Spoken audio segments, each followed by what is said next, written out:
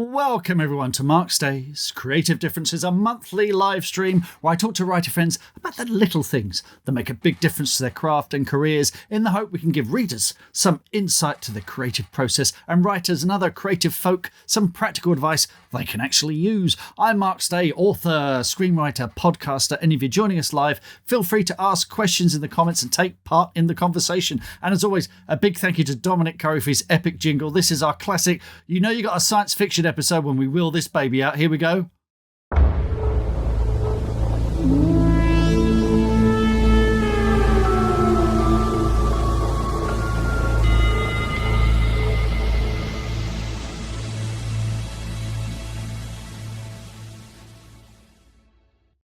I've seen things you people wouldn't believe. Now, before I introduce my special guest, how would you like to come to a live recording of the Creative Differences podcast? Yes, IRL, in real life. Is that what the kids say, Emily? Yes. Thank you. Excellent. Yes, in real life. I'm going to be at Staines upon Thames, they're calling it now. You're fooling yourself, Thames. Staines. Yes, I'm going to be doing a live podcast recording with the amazing Julie Wasmer at the Library Hub in Staines. Now, Julie is the author of the Whitstable Pearl Mysteries, the hit TV series starring Kerry Godliman, and Julie also wrote for TV shows like EastEnders as well. She is a brilliant live guest. It's going to be a really, really fun event as part of the National Year of Reading. It's at the Staines, the Library Hub, Saturday, 14th of March, 3 p.m. Up there in the corner, if you're watching this on video, there's a little QR code which you can click on to get tickets, and there's a really long website link there to order tickets as well. And if you listen to the recording, I'm going to put this in the show notes too. So yes, live recording and Staines Library, the Library Hub in Staines upon Thames, Saturday 14th of March. Julie is absolutely brilliant, fantastic writer, great guest. It's going to be you can join in real life, see us and chat and come and join us. It's going to be really, really good fun. Wonderful. Right, that's the plug out the way. It's time to meet our special guest. So my guest was born in the outback of Australia and raised by wild dingoes. It says it in his official bio. So he's also author of the incredible Common Trilogy, which is a dark space opera, and he was guest of honour at the 81st Worldcon in China. It's only that Jeremy Szal. Jeremy, how are you today, sir? Hello. It is an ungodly hour, but I am here and I have. Let's do it. Yes, you are pretty much on the other side of the world. So yeah, whereabouts in Oz are you? Sydney. So it is 7 a.m. here. 7 a.m. Excellent. I don't know why. I don't believe it's 7. It's 9 a.m. This other guy says in New Zealand. I'm pretty actually. Is it there? Actually, it might be a little bit later. Oh yeah, it is. Look, they're ahead of us. That's right. The only thing that they're ahead with in New Zealand is it's time. Everything else is behind. Oh, you started early, Jeremy. Started early. Yeah. Excellent.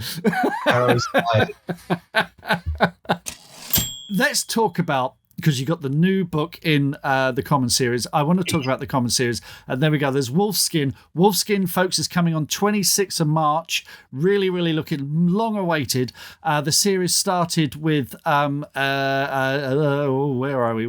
It's Stormblood. Stormblood. There we go. It's finding my illustration. Then Blind Space, and then we wrap things up with Wolfskin.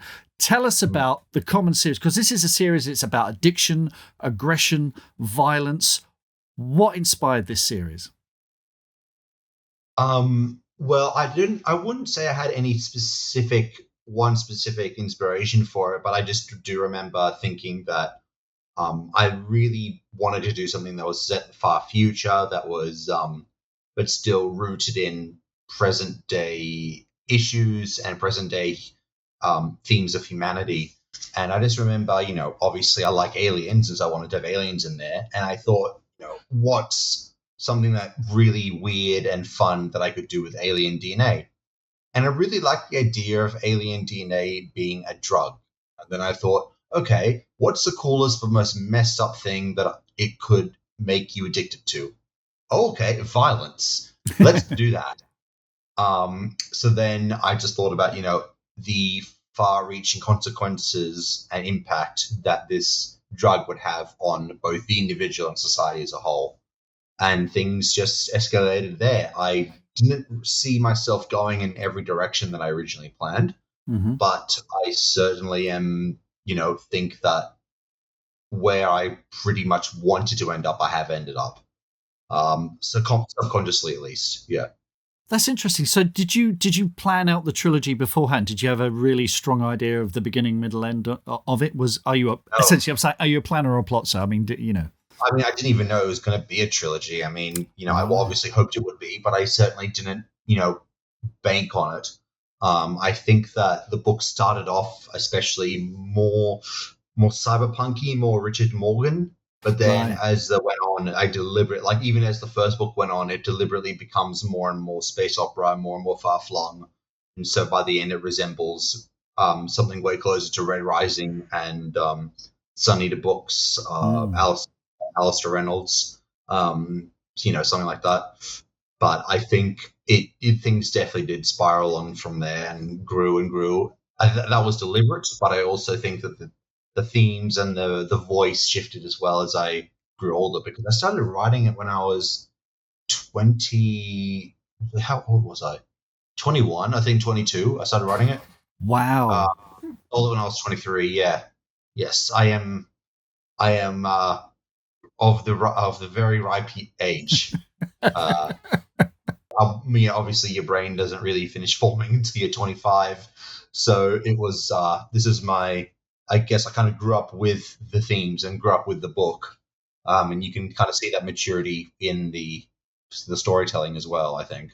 That's fascinating. I just used the word plotsy, so I can't complain about brains developing or whatever. Yeah. The thing I love about your work, though, Jeremy, is you've got this amazing world building, these great science fiction worlds, but it's very character driven. I remember you once telling me this is it's almost like a fraternal love story. Tell us more about your characters in this series and how they've developed and matured with the series as well. Yeah.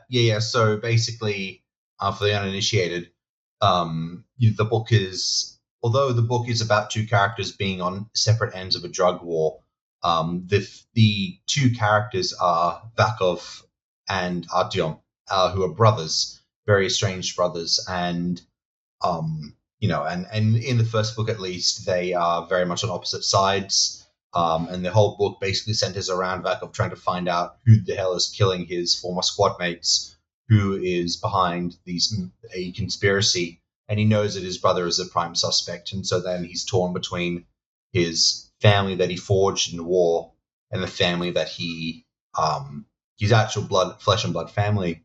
And so that provided a really great opportunity to explore a lot of really messy, difficult, emotional conflicts.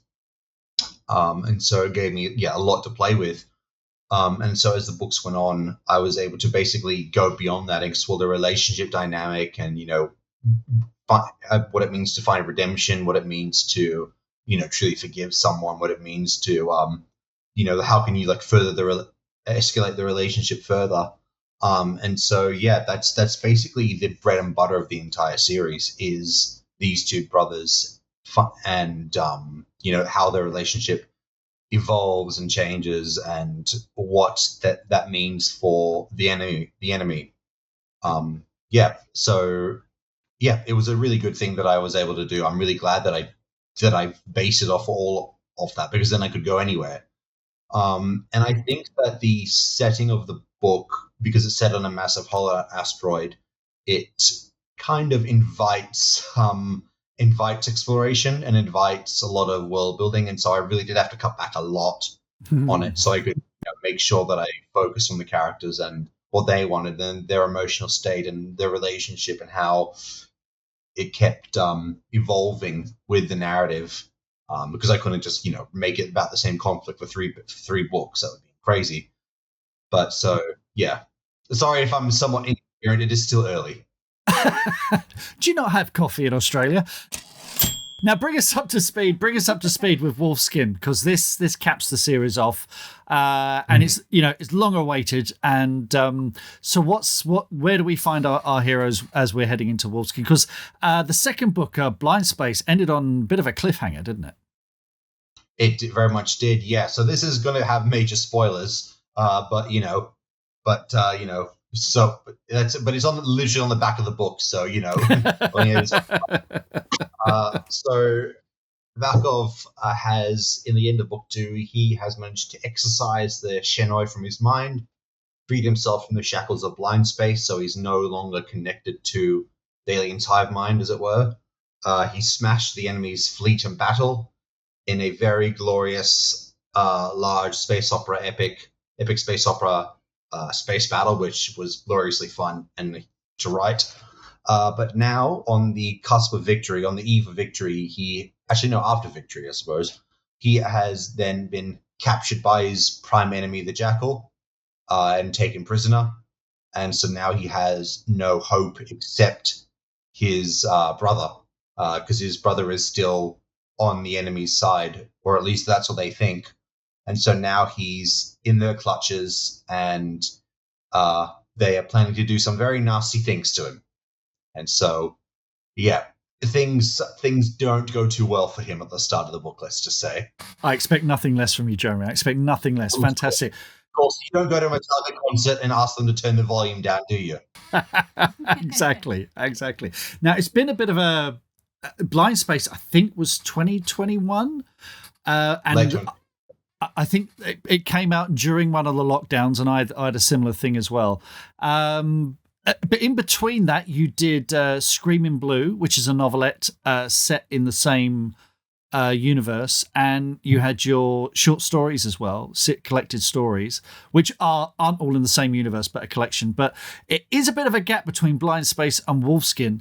And also, it's been a very turbulent time in publishing, lockdown, all of this stuff. So, I mean, that gap, that must have been frustrating. What's the story there? Yeah, frustrating doesn't even begin to cover it. But yeah, I did have struggled with Blind Space writing. It's my first time writing a book on a contract.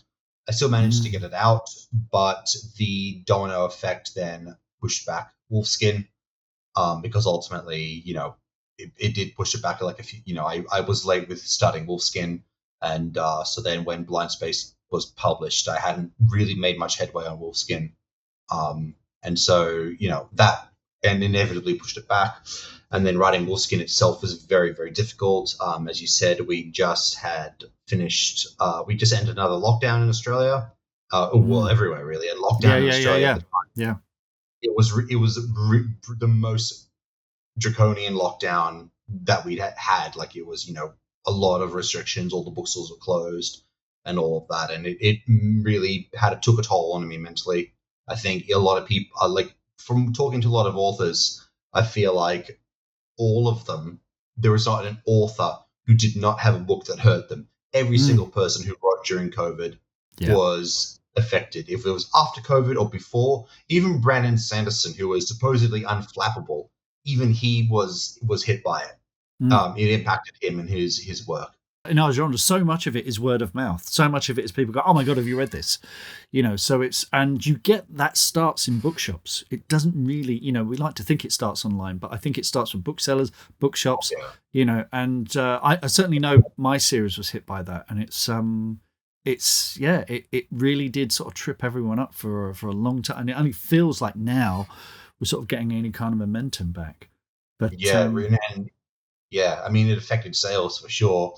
It affected Blind Space especially, because Stormblood did surprisingly well, but Blind Space was hit by it. There was a drop off, and Blind Space was subsequently hit, and also because a lot of and that was just like the publishing issues. Like, I had a really bad time working with a copy editor, and extremely bad time, and there were also some miscommunications and real life stresses that kind of really punched me in the gut. And so it all coalesced to basically be a very big hammer that smashed me in the face and did not make it a good time. There was a thing that editorially that I felt like I had to do, but I, didn't want to do it. And Gillian was off on maternity leave, so I couldn't really communicate with her. And so it was a bit difficult to really, say, okay, is this really actually what you think should be happening? And it was only when she came back and I told her, Gillian, for the love of God, I would rather delete every single word I've ever written, past, present, and future, than write this. Please, can we talk about it? She's like, Jeremy, if you don't want to do it, then don't do it. And I'm like, well, that's not the way it was communicated to me. Yeah, so that was gloriously fun. But like in saying that, Gillian is probably the only reason why I was able to pick myself up from that. She reassured me. She, showed me the path. She said, "Don't worry, you'll never see that copy editor again." And I said, "Thank God. Okay, I can call my assassin off." It was, that's how. Yeah, we. And yeah, so I'm actually all that considered, I'm actually amazed that I got it done. I did deliver the book in February 2024. And so if anyone is, sus of the delay, that's not my fault. I did deliver it. Of course, there's slight, I must admit that the version I delivered in February 2024 was 440K. Oh my good God. Good face. See your reaction. Yeah, it was a big boy. It was a big boy. There were 2 books in there. More than 2, probably. It wasn't that it was long-winded. It was just that there were a lot of subplots and a lot of things that I felt like I had to tie up. So I did have to cut it back significantly. But I think that the book is much stronger for it. Was it painful? Yes. Do I wish that there were some subplots that I could keep in? Yes. But I did get it under 200K. So I delivered that cut version in January 2025. So if someone wants to ask about the gap, not all of it was my doing. No, fair enough. It's I think the technical term is a cluster. No, I can't remember what it's called. It's something like that. But yeah, a coalition of things up against you. So it's and it's yeah. And also I think you were delivering certainly at the beginning of 2024 and 25. Publishers were, the costs of paper were going through the roof. And the thing that was going around, certainly in the fantasy science fiction community, was don't deliver anything more than 120,000 words because they won't publish it. Yeah, and that's still going on. That's still going on, which is, I am so diametrically opposed to that. My skin crawls when I hear that. We're writing books that are set in galaxies far, far away and alternative universes. In what world do you think that it's something that we're able to do and still tell a story that's cohesive, that gives a sense of immersion, that gives a sense of otherness, that that's the reason why we readers of these books love chunky tomes, that they're able to really sink into a world. That's why they buy these books. And so now publishers are like, just chop off nuanced subplots, character, let just get story, just have a dot point description so we could squeeze it into 120K.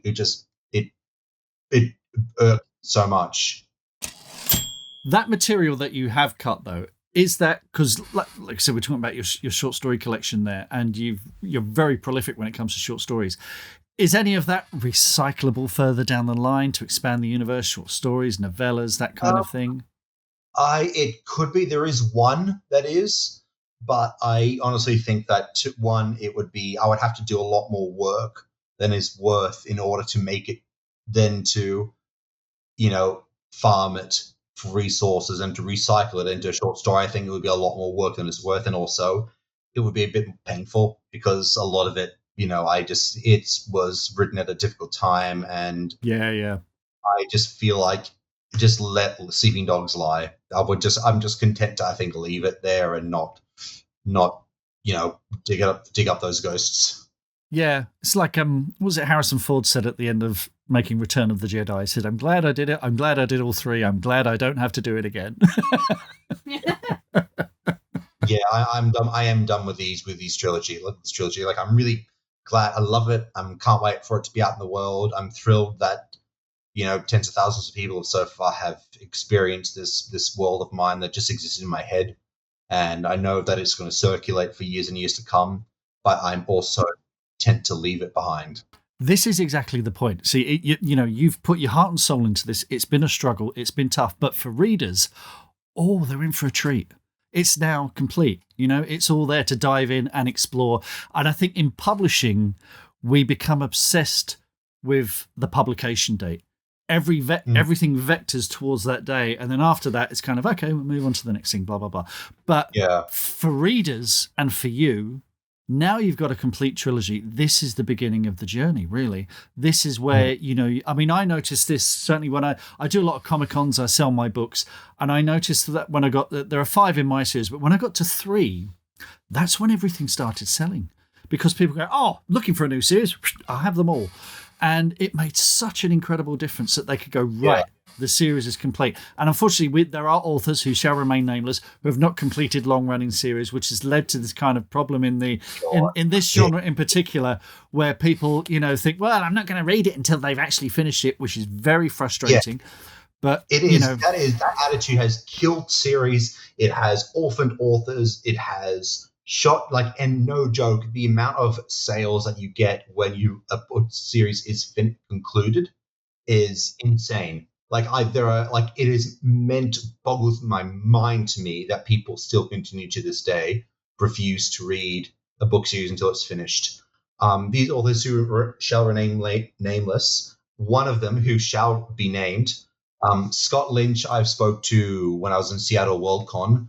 Lovely guy. I love Scott. If anyone has excuses for not delivering book, it is absolutely him. He 100%. Went through hell mentally. Yeah. I have nothing but admiration for Scott, and I have nothing for admiration for authors who wish to write but can't for other circumstances. It's frustrating that the reading community just, eschews all these other books because, they're not finished. But yours is, Jeremy. There they are, all 3 of them. Boom. Plus, novellas and all sorts of fun and short stories. Let's talk about the short stories, actually, because you're a very prolific short story writer. What do you enjoy about writing shorts? Because I know you've used them to explore different ideas and universes. And do you have any tips for the listeners on writing short stories? Well, what you said before about, writing short stories, do I enjoy them? I actually don't. No, seriously, I'm not the biggest fan of short stories. Even when the reason why I started writing them is because it's a stepping stone for novels. To build up a portfolio, to build up a body of work, and that's all it's ever been really for me.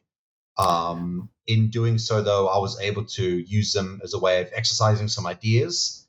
Write about a totally different character, a totally different voice. I was able to shift, mental gears, get on a new track, and it kind of freed up the congestion in my brain and let me then say, oh, okay, well, then this idea that I was struggling with, now I've been able to find a solution because I wasn't actively thinking about it. Yeah. I think that if I had any advice for writers, it would be don't do what I did initially and treat short fiction like smaller novels. They're not. When someone reads a short story, they're looking for a very specific emotional reaction. They're not looking for immersion. They're not looking to be invested into a new world. They're looking for something that they can read in a short, quick flash and have that. Someone opens a short story, they're saying, okay, break my heart in 4,000 to 5,000 words. I don't care how you do it, just do it. Yeah. Right? That's what they're looking for. They're not looking for the same sort of depth and complexity that you would in a short, in a novel. It's a little bit different when you're writing in an established universe, like for example, with Stream in Blue. Because that is set in the world of the Common, although with a different cast of characters, and so I was able to do a little bit more immersion because it wasn't targeted as much at new readers. Mm-hmm.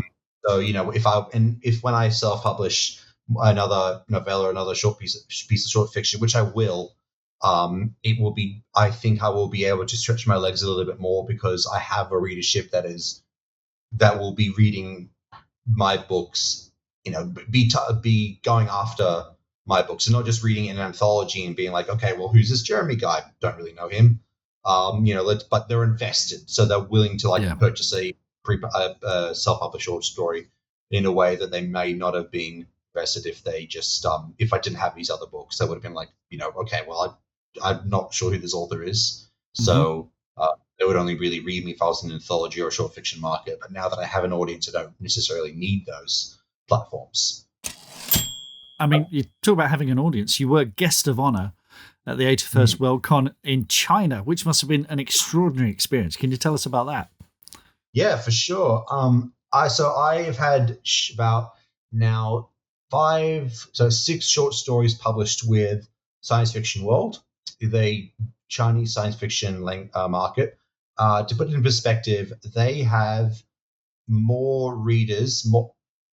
They have, I think, all the short fiction markets, English language short fiction markets in the world, and that includes Asimov's, Analog, all the big guys. They have more. They have 3 times the readers of every single one of those combined. Whoa! They have a circulation of over a million. Yeah. Wow. You talk to any academic in China, from China, even if they're just tangentially, studying economics or whatever, they'll be like, "Oh yeah, I read science fiction world when I was in university. Oh yeah, I studied these stories when I was a kid or whatever." It is so ingrained into the national consciousness, especially with young people, science fiction. And so I've had a few short stories published with them. And so then when I got an email from them after I had a very rough writing day too, and they said, "We'd like to invite you to China as a special guest, all expenses paid." I was like, "Yeah," it was, and I was like, "Did they get the right Jeremy? Did they get the right Jeremy?" No, seriously, but I was like, "Sure, okay." And then I was like, "Okay, this can't be real." But then when they started asking for my passport information and asking which airline would you like to fly on, I was like, "Okay, damn, this is happening. This is happening." Yeah, it was an incredible experience. It was very unusual because it was obviously a lot of Western writers didn't go, but there were, so like Robert J. Sawyer was a guest of honor. The Cixin Liu was obviously there. The S.M. Stirling was there. There were a few other writers like that. And yeah, it was just Nnedi Okorafor was there. It was just an incredible experience. Obviously, I mean, the fact that my hotel and flight was paid for certainly didn't hurt. But, to put in perspective, I got there on the first evening I was there. I was back in the hotel room and not in the hotel. And there are these guys sitting in the lobby and they come to me and they say, "Are you a Western science fiction writer?" And I said, "Yes." And they said, "Are you Jeremy?" And I said, "Yes, I am." And this guy flipped open a copy of the magazine that I'd appeared in and showed me the illustration and said, "That's my illustration right there." And I didn't even, it was, yep. Wow. Yep. We got photos, I got photos, I got signatures, everything. It was brilliant. Like, I think towards the end of it, I think I signed about 700 signatures. I did 700 for people. No joke. Amazing. I mean, the fact that I accepted the Hugo for Agent Tchaikovsky certainly didn't hurt at the time. That was a time as well. But basically, I remember coming out of the auditorium and going to the what's it called, the Hugo's after party, and all these Chinese security officers they've hired. They're in black riot gear, almost standing, and they just part and then go back in to let the Hugo nominees and whatever go to the party. And you see this like adoring crowd of like Chinese fans just like reaching over them like a barricade. Like it was like a rock drummer at a concert. And so the pen that I was signing with earlier, I just threw it to the crowd. You could see them surge to grab the pen. Rock and roll. Sorry, like the drumsticks. No, it was immensely fun. I mean, not even that. I mean, just being able to be there, meet fans, talk to Chinese people, talk to their perspective, the sort of books that they like. The con site that was there, they built it just for the event, right? It was meant like it was like probably the best convention I've ever done. It's the best convention I probably ever will do. We were all treated like royalty when we were there. Well, let's take a little break first because I need to talk to you about the Green Room. The Green Room, twice a month, I run live sessions on Zoom where you can ask me questions about the craft of writing, your work in progress, the business of publishing. The sessions are fun, informal, chatty. You can send me questions in advance. They're recorded live and saved on Ko-fi for exclusive access to Green Room supporters. So yeah, we'll put a little there we go. There's a QR code up at the top there if you want to discover more, and there's a URL running along the bottom there. So yeah, I'm running this via Ko-fi. You can join by clicking on the Green Room membership tier for just £20 a month. There's no long-term commitment. My goal is to be able to give supporters advice that's going to make a real difference to their writing and career, because the way I see it, having worked in this industry as a salesperson, bookseller, author for over 30 years, I've made every mistake so you don't have to. And I've got books, and you can buy them all from all good bookstores, as they say. Although that QR code's just changed there, you can go straight to my store at witchesofwoodville.com and check that out. So we've got the Witches of Woodville series there, all 5 of those. The End of Magic trilogy is now complete as well, with The End of Gods, so you can come along and get signed copies of that as well. Right, let's get back to... just a quick reminder. So, Julie Wasmer, Saturday, 14th of March. Come along to that. Come and check it out. And it's going to be really, really good fun. Good live show. Right, let's get back to our guest, Jeremy. Right. Jeremy, this is where we do the regular questions that I ask all of my guests. So what small thing has made a big difference to your creative process? I think, as I said earlier, being able to switch tracks, write another short story, a novella that's set in another world. It allows you to, really free your mind of any self-imposed restrictions that you might have had. I feel like, sometimes I'll be so focused on a problem that I'll be unable to see the tree from the forest. And so being able to do that helps me sometimes to think about problems by not thinking about them. And I've made huge discoveries on main projects by simply working on another project. In fact, I made one this last week, a problem that was gnawing at me for nearly 18 months. And I finally found a solution to it. And I was like, it's like a blockage has been knocked out in my brain, and all the damned water is just gushing through. And I'm like, man, I feel like I'm able to fly now.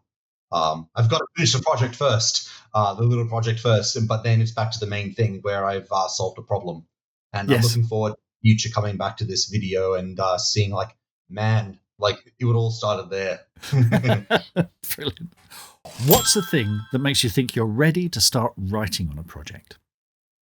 See, that's the thing that I've had to come to learn, is that you're never ready. You can prepare forever and you can never be perfect. There will always be more world building you can do. There will always be more research or chapter outlining or character sketching that you can do, and you can fool yourself into these distractions forever. Basic avoidance and and it's even classified as a mental health fields. There's even it's called avoidance, and there's avoidance tactics. And so it's very much something that I find, like, I speak to some writers and they're like, oh yeah, I just been world building the same thing for 15 years. And I'm like, man, just sit down and do the damn thing already. Although, look, at the same time though, you sometimes there are things you need to sort out. And sometimes you write and you're like, okay, I made a mistake here, or okay, this is a conflict. This doesn't really work. This is a contradiction. And you need to go back and sort it out. When I was first outlining Stormblood, I wasn't initially sure that I wanted to have the main character have a brother at all, because I think I'd just come off a book where it featured the main character going off to save his sister. And so I think that I was like, okay, do I really want to do the sibling dynamic again? But the dynamic was so wildly different that I thought, no, of course, it's got to get done. I've got to do it. And now when I started writing it within 3 short chapters, I'm like, yeah, I knew it would have been a mistake to leave this out. So I was very glad that I'd gone down that route. But yeah, I think it's a delicate balancing act. But at the same time, I do think overall, at the end of the day, it's better to have those words down than not. Absolutely. Because I feel like you can always scrap it. You can always change things, but you can't edit a blank page. And so, yeah, I do think that's important to propel yourself, especially if you're in the middle of writing as well. I think you enter a flow state where you can just jump off the previous day's work and continue like that. Whereas if you're staring at something completely new, you have no momentum. You have to get off and running, start yourself. 100%. Now, at the other end of that spectrum, how do you know when you're done? And I'm speaking to someone who delivered a manuscript 450,000 words, was it? I think when you have nothing more to say, I think, is when you're done. I think, like, I mean, I think that this depends if you're asking about an individual project or a series. With Wolfskin, obviously, it wasn't so much that I kept writing; it was that what got cut was all in the middle. In fact, I think it was even about 2/3. Most of the overwhelming vast majority of what got cut was around the 2/3 section. The ending is unchanged. In fact, the ending scenes are all unchanged. Like, sure, there were paragraphs that were cut and little tiny subplots that were trimmed down, like pages that were knocked down, or descriptions that were knocked down or whatever. But like the actual narrative, the ending didn't change. The circumstances around it did. And I think that I fell into the mistake of doing a falling ending where each character got a closing chapter to themselves. In the way that Abercrombie's done, for example, in The Last Argument of Kings, like every single character has a little subplot ending. I couldn't do that because I didn't have the word count, and also, for that, and also because the narrative, I'd written so much already that the narrative would break under its own weight. So I had to cut that back. But if you're asking about a series overall, I would say that don't stretch it out, because I have nothing more to say about Backup. It's done. Adding to it, I think I'm very happy with where I left him and his companions. I'm happy with where I left the state of the world. Adding to it would be detrimental, and I think it would detract from the main voice and the main point of the story. And I think that as well, you're going to have to read it to find out exactly what that is, because I ain't spoiling it for you. No, don't. Please don't. Yeah, it was all a dream. Oops, I said that out loud. Right, how do you remember that idea that you have at 3 a.m? I don't. Good. Short answer. I like it. I don't have notes on phones, but if I'm groggy. But no, what I write then is almost indecipherable. Like, you need a Rosetta Stone to figure it out. I sometimes can remember them, and I have a very vivid memory. Like, I remember a dream that I had yesterday that I remember extremely well, and that I will not be describing here online. No, please don't. It's not what you think. It's not what you think. But generally I think that sometimes, like, I do have these notes that I write sometimes, but I usually am not conscious at 3 a.m. anyway. So I had a dream the other day. I invented a new word, and it was a really good word, and everyone loved it, and it became famous. And can I remember it? Nope. From Mary Poppins. Yeah, it was supercalifragilisticexpialidocious. Now, we may have covered this already, so feel free to skip this one. But what's the biggest mistake you've ever made in your writing career?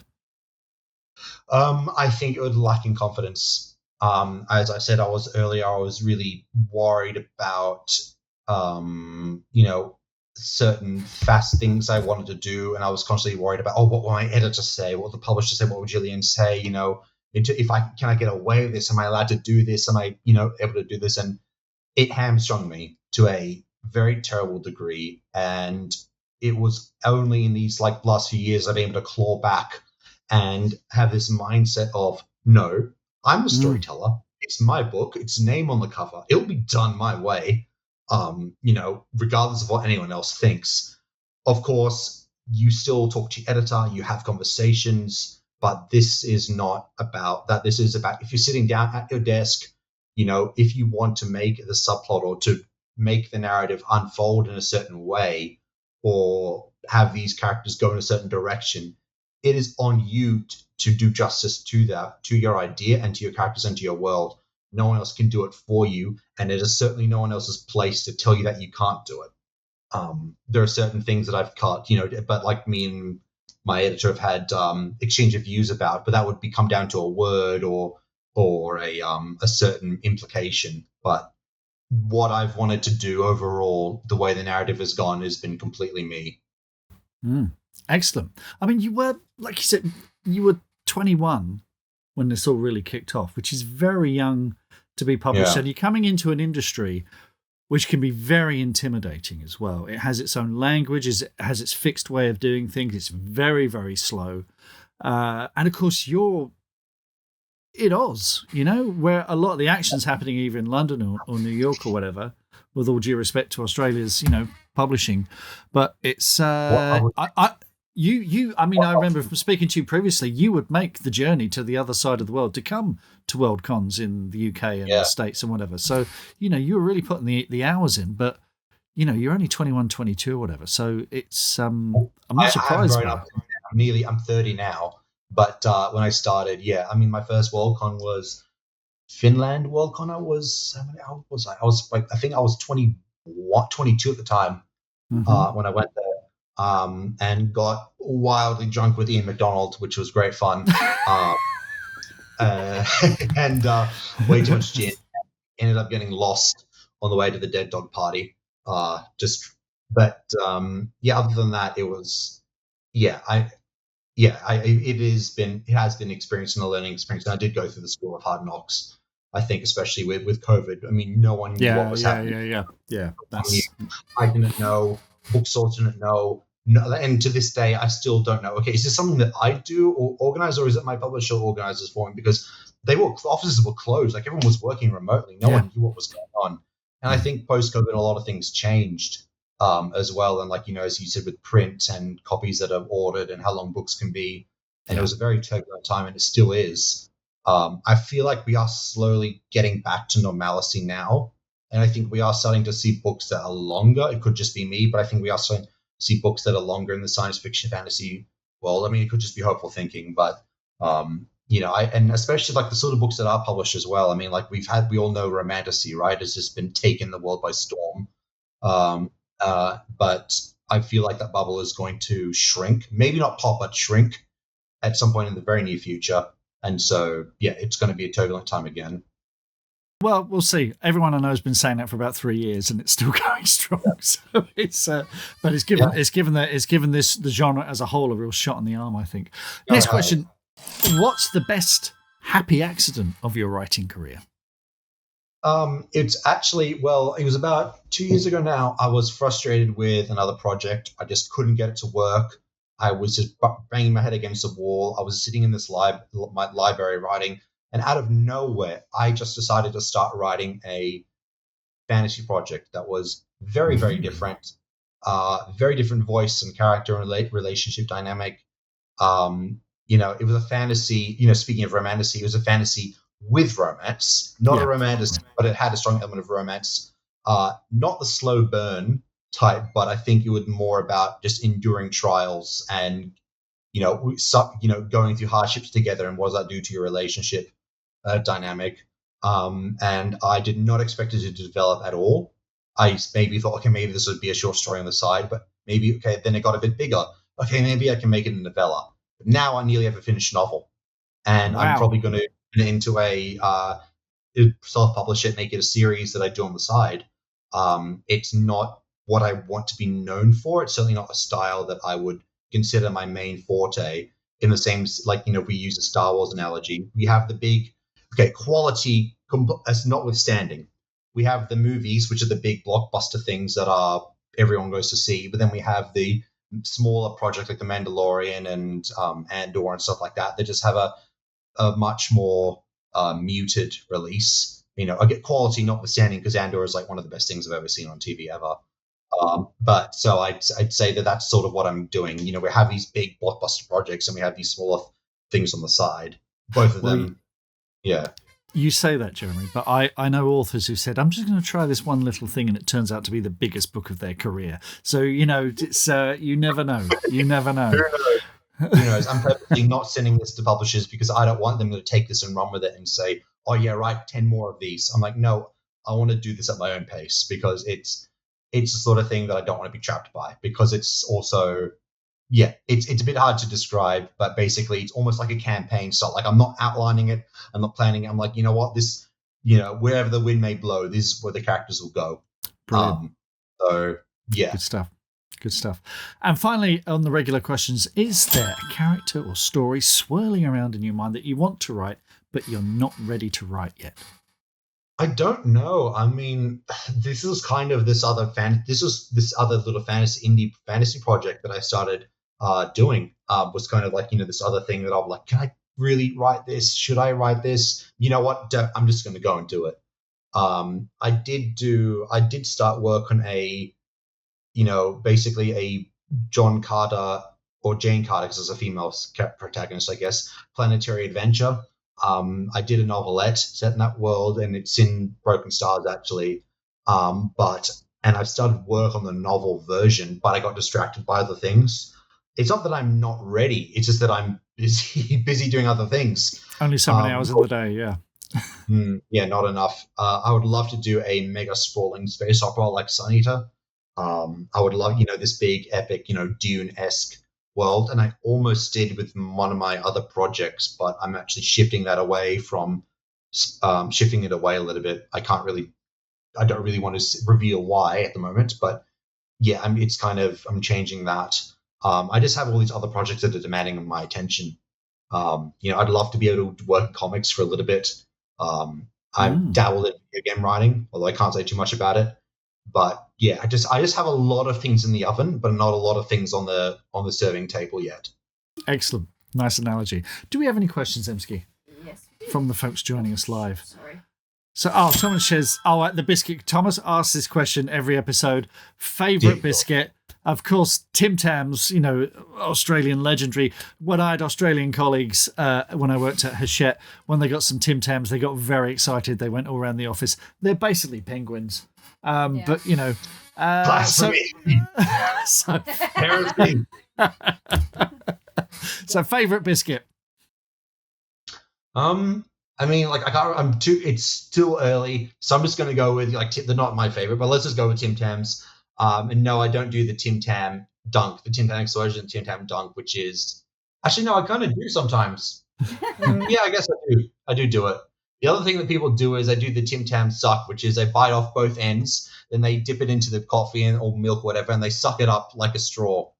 I do not do that. I do not treat my Tim Tams that way, but I do.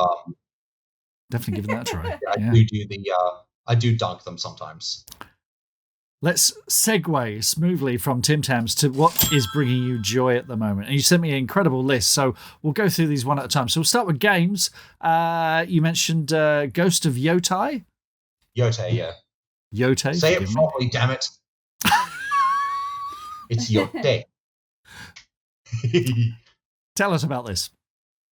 Yeah, it's a story about revenge. It's basically set, if anyone's played Ghost of Tsushima, it's a video game from basically where you're in medieval Japan fighting against the Mongol horde. This is the sequel to that, set hundreds of years in the future, where you are a samurai or a warrior that is seeking revenge of your slaughtered family.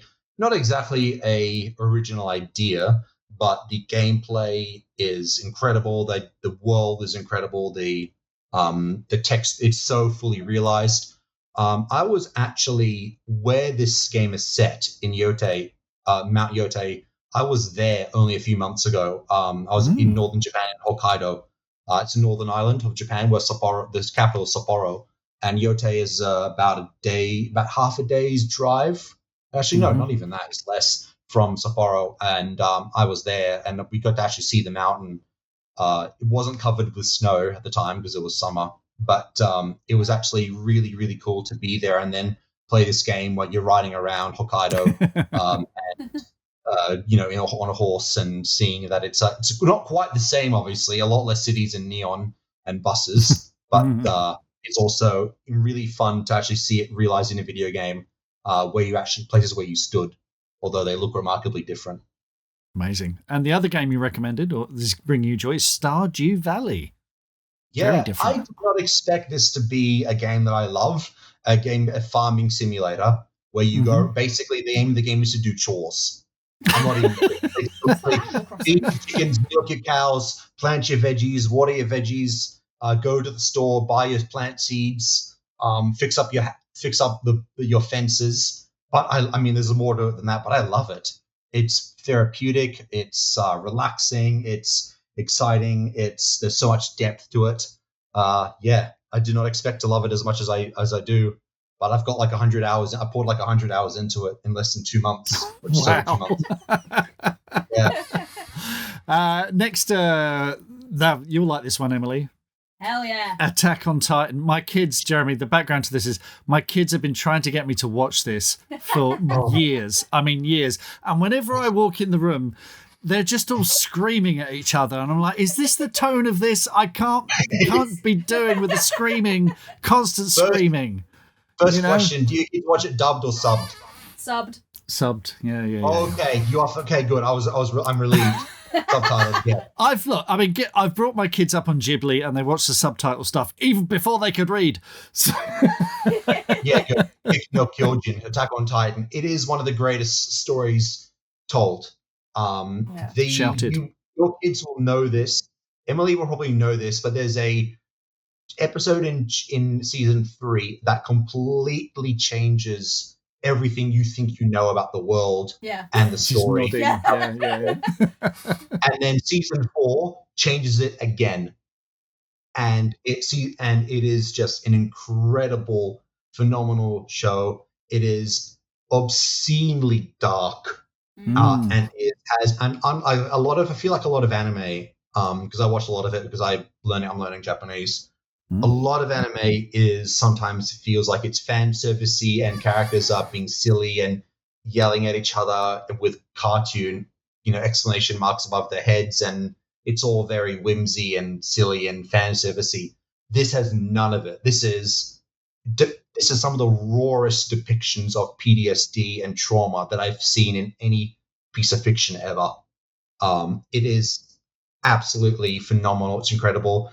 It's not exactly the sort of thing that you watch to bring you joy, but it brings you sorrow. Seeing other characters suffer so I don't have to brings me joy.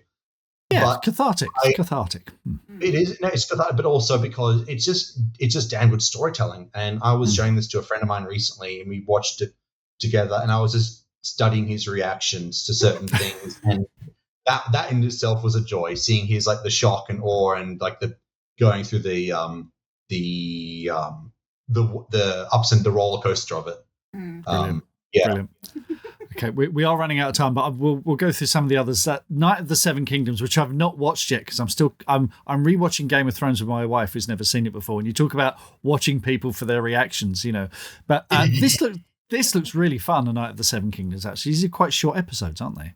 Yeah, they're pretty short. They're pretty truncated. It's a completely different tone from Game of Thrones and even House of the Dragon.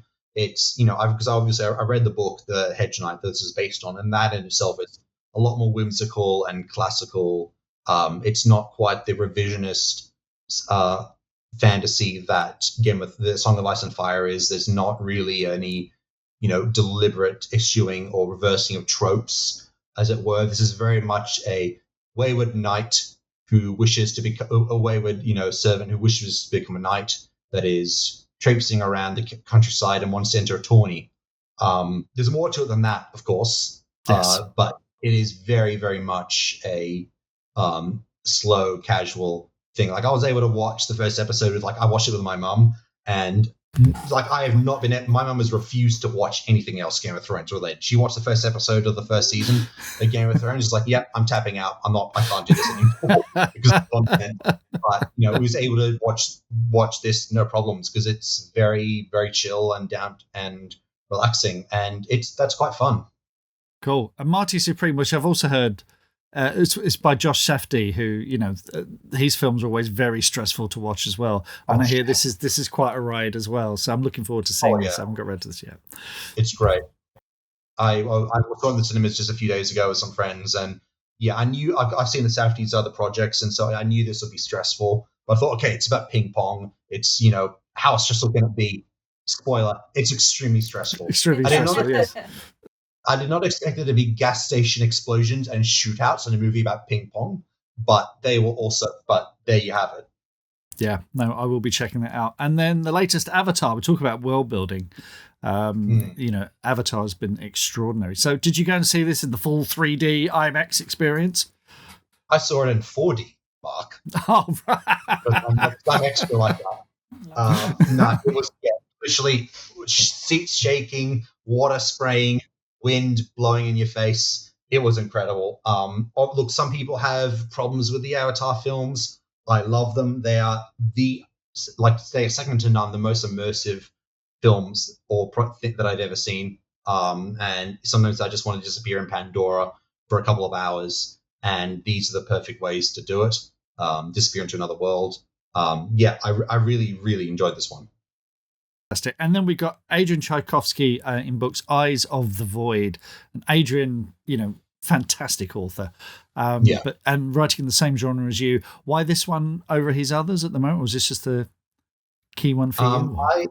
I really like this one. I love space opera. Spoiler alert. I love space opera. And I feel like this is like a Mass Effect light, and crossed with, I think, I actually asked him about this. He said it was Event Horizon. There was kind of like a mini Event Horizon subplot or sub-theme that runs through the book. But yeah, Adrian, I can always trust Adrian to bring the goods with great storytelling, but he does non-human characters phenomenally well. And yeah, I just love this book, and I'm just going through the second book now. This is the second book in the series, I believe. So yeah, I'm working my way through it now. Great. And another second book in the series, James Islington, The Strength of the Few. Tell us about this. Yeah, he's a fellow Australian author. Not many people know that, actually, for some reason. The first one is fantastic, and it's one of my favorite novels of all time. The second novel takes things in a completely different direction. It is impossible to talk about without spoiling it, but it is certainly he does things I've never seen done in a fantasy novel before. And it's quite ambitious. Yeah. I'm liking it a lot. And on the manga front, you mentioned Beastars. Yeah. This might be slightly embarrassing, but sure, I'll do it. This is a manga basically series about a world of anthropomorphic animals. But the interesting thing is that they are divided into prey and predator. So the carnivores are the predators, herbivores are the prey. It starts with a student being murdered in a school, and it delves into racism and prejudice and what society accepts and how people deal with the other. It has for a series about animals, it has a lot to say about humans. And I like it a lot. Excellent. On the music front, you've been recommending the Mono Band? Yeah, Mono, a Japanese post-rock band, no lyrics. They have a song called Ashes in the Snow, which is probably my favorite song of all time. It is 13 minutes long. It has it is, but that's the thing about music, is that you listen to some songs and it's the same beat, the same tone, the same rhythm for 3.5 minutes, right? It's the same. I can think of tons of songs. This is a song that ebbs and flows and goes quiet, then loud, and relaxes and drones on, and you get almost like a whole story narrative through it. You can almost feel the narrative structure of the music, and I think that's an incredible feat. So if it was 13 minutes of just literally just drums and guitars, rhythms, I would be dead. But it's very much not that. Like, it's, there are ebbs and flows. I'm a Floyd fan. Sounds like my kind of thing. And you recommended a band called Oasis. Oasis? Am I saying that right? Yeah. Oasis. Are they any good? Are they on tour, perhaps? Yeah, it must be. Yeah, I saw them live a couple of months ago. Seeing Liam Gallagher live was quite an experience. He is it's not like I know him or anything, but he is, from what I saw, every bit as what the stories make him out to be. It was a phenomenal time. I think the crowd was like, I've been to a Metallica concert, and the concert at Oasis beat them for rowdiness and insanity. Probably because, I'm no joke, at least a third of the crowd were English. So yeah, that's probably true. Yeah, that's true. And Sigur Rós as well, you've been recommending. yeah, post-rock band. Probably a lot of people, if anyone knows the post-rock band, it would be this one. I've seen them live a couple of times. It's always magical. It took me a couple of years to really get into them, to really appreciate them and what they do. But now that I have, like, their music, it just makes me feel in a way that a lot of other bands can't. I basically, there's a ship in Wolfskin that's called the Samskiti, which is the title of one of the songs of the Brackets album. So there's a few references to their work in my work. So I was listening to it at the time. So excellent. Right, here's some of the stuff that's bringing me joy. And our Small Profits, which is the new TV series on the BBC from Mackenzie Crook. Now, I'm going to get on my high horse a bit here, if I may, because I have a bone to pick with the BBC, right? Okay, so the BBC treats original science fiction and fantasy the same way it treats, say, religious programming, in that it has one show. So you have Songs of Praise for religious programming, you have Doctor Who for original science fiction and fantasy. They do nothing else. And it's notable that when Doctor Who came off the air, what did we get? We get Red Dwarf, So it makes me wonder what other great shows you would have had if the BBC had a better attitude about science fiction and fantasy. But what Mackenzie Crook has done is he's gone and snuck a fantasy magical story, original story, under the radar because of the clout he got with shows like The Detectorist and his great Wurzel Gummidge show. And this is just wonderful. It's 6 episodes. It's about a guy who's having to grow homunculi in his garden shed, little fantastical creatures. It's got Michael Palin in it. It is just a joy, a beautiful soundtrack, and highly, highly, highly recommended. The other thing that's bringing me joy at the moment is Spectators, which is a graphic novel by Brian K. Vaughan, who did Saga and Why the Last Man, and the artist Nico Henrikon. I hope I'm pronouncing that correctly. And this is about 2 ghosts watching humanity self-destruct in the far future. And there's something about it, because they're watching it at this remove, being ghosts. Never has so much extreme violence and graphic sex been so relaxing. It doesn't pull its punches. It's incredible. It's an incredible read. Highly not for the squeamish, but highly, highly, highly recommended. And my big treat at the end of every day is the Winter Olympics at the moment. I'm just adoring it. I'll go on the iPlayer and just relax and watch someone throw themselves down a side of a mountain on a tea tray. It's just fantastic. And I'm going to plug it one more time. A live episode of the podcast in Staines, Saturday, 14th of March, 3 p.m. with the amazing Julie Wasmer. Do come along to that. It's going to be really, really good fun. Well, look, folks, I really hope you've enjoyed this episode of Creative Differences. You'll find all the links we discussed in the show notes for the episode and on the episode's webpage at markstaycreativedifferences.com. Huge thanks to Emily for production assistance, to Kai Newton for the edit, and Dominic Currie for the jingle. And a very special thank you to my very special guest, Jeremy Szal, and everyone who's joined us live tonight. If you're listening to the audio podcast or rewatching this on Facebook or YouTube, thank you very much. But we really missed you. So you're more than welcome to join us next month. Speaking of which, next month's special guest is Kathleen Wyman. Kathleen is a best-selling humorous women's fiction author. She writes for all the multitasking, mentally overloaded women who put themselves on the subs bench for the sake of their family and are beginning to realise they don't have it all, they just do it all.